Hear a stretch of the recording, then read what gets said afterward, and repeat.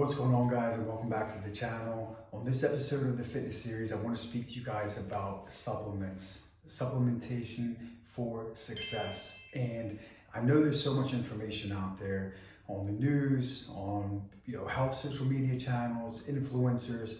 A lot of people are promoting a lot of different products, a lot of different supplements, because there's a lot of money in the industry. It's a multi-billion-dollar industry. So I'm going to tell you my experience through decades of exercise, sport, health, everything involved in it, coaching other people. What's my best advice for the person that's seeking? What's the best approach for supplementation, and also not to waste your money? So let's start from the basics. If you're sleeping well, staying hydrated, exercising, and you have a good structured nutritional plan where you're getting a lot of your micronutrients from your varied food sources, eating vegetables, getting fiber, having fruit, having varied sources of protein, having good sources of carbohydrates throughout the day, throughout the week, consistently, supplementation is not that difficult, okay? So the first thing is a multivitamin. I believe in a multivitamin and consistently taking it. I don't believe any of the stuff that says that, your body builds up a resistance to it and it does nothing. There's no way possible that we can eat all the fruits and vegetables within the supermarket to be able to hit the status quo, minimum requirement for all these different micronutrients. So it's so much easier just to pop one multivitamin a day to get our list of A to Z knocked off. Now, the second thing is vitamin C. When you exercise, vitamin C is very important for your muscle recovery and also just general in life with your immune system, especially with the whole thing that happened with the vaccines. Some people's immune systems are knocked down very low from that year or two of just isolation from the world, over sanitizing their hands. And for somebody who's just starting off into their journey, depending on their prior health, food, lifestyle choices, they might not have a really good immune system. So I truly believe in adding vitamin C on a daily basis along with fruits, because you can never have, enough vitamin C in there, and there's no way you can never have any adverse side effects just doing a minimal dosage a day. So multivitamin, vitamin C. The third supplement that I recommend for all my clients is vitamin D, especially those who are weightlifting. For most places outside of the UAE, outside of Dubai, like us here, yeah, we get a lot of sun. But for most places, most of my clients in Europe, in UK, in Canada, in North America, even in Australia, through the winters, through the rainy season, through the spring, through the fall, through those short, lit days in most of the year, you're not getting a lot of vitamin D. And especially for the people who are of darker skin, olive skin per se, Eastern Asian, from Africa, vitamin D is not very readily absorbed from natural sources like the sun. We already have a natural pigmentation that kind of gives it a bit of a resistance.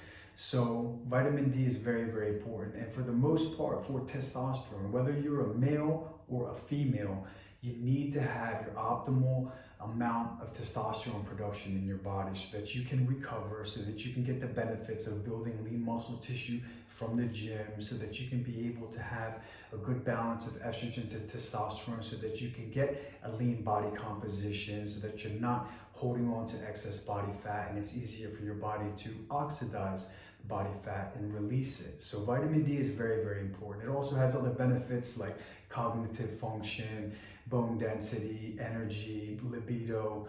But for the most part, if most of you are watching me, it's because you want to look and feel better, and most of it's for looks, then you want to optimize your testosterone. So vitamin D, you can take it weekly or you can take a daily dose, which is smaller one. I take one weekly. You have to eat that with something that's got some fat in it, because it's a fat soluble vitamin. It's got to be digested with fat to be absorbed by your cells, okay?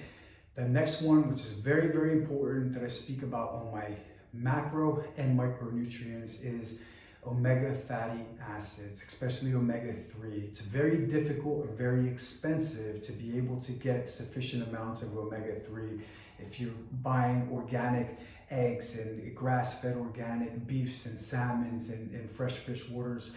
These things become just super expensive, especially if you're feeding your partner or kids or family.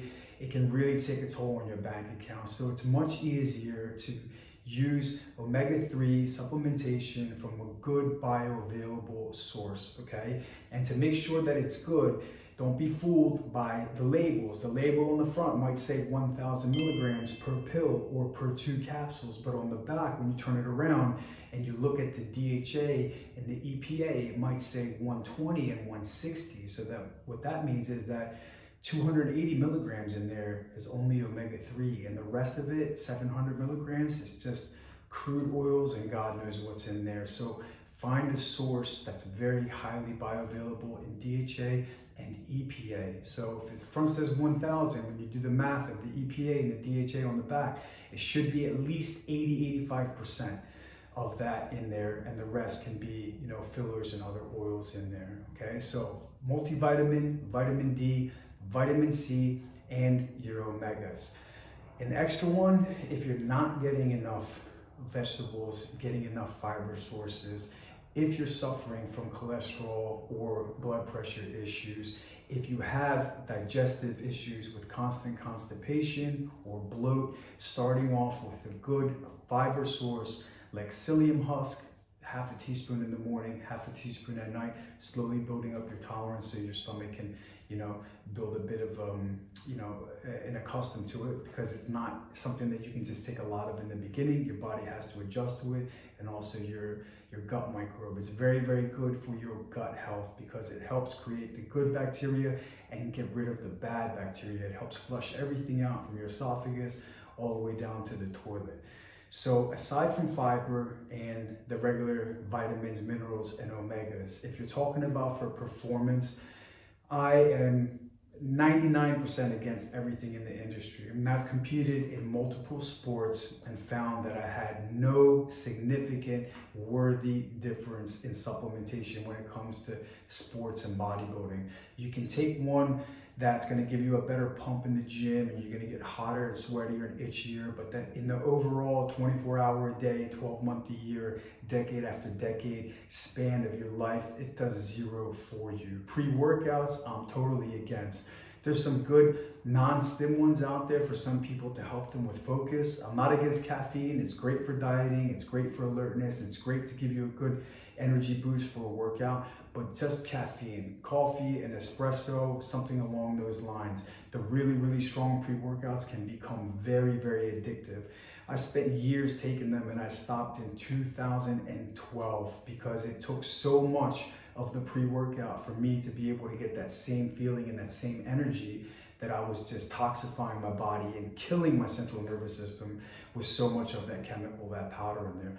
And instead of doing my 45-50-minute planned workout in the gym, I had so much energy because my body was just exploding from the inside out from all the stimulants and the caffeine in there, that I would train for like 2.5 hours. So I would overstimulate my body, cause a catabolic effect, and I'd be so high afterwards, I'd have zero appetite. I wouldn't eat for hours, and then the crash would come. Then when it's out of your system, you go down hard and you crash really hard. And then you end up super hungry because you missed your post-workout meal, you missed your regular meal, you missed your regular snack, and now your brain's playing tricks on you. You start craving crazy shit because you missed all those meals, and your body needs nutrients, and the dopamine that's been flushed out of you from that pre-workout, now your brain wants the next high again, and it's a good chance your brain's going to be seeking some stupid shit to eat. Kills your sleep too, because it's still in your system, even though you don't feel it pumping through your heart. You might not have that itch, that hot feeling from the pre-workout, but it's really bad for your sleep. It makes your sleep very choppy, so you'll be exhausted, fall asleep, then wake up. Be exhausted, fall asleep, and then wake up. So I don't like the pre-workouts, except if it's for a really, really high performance competitive workout, or a professional who's in those last few weeks where they're depleted completely before their competition. I can understand the validity in somebody taking it for that. But for the everyday gym goer, I don't like those.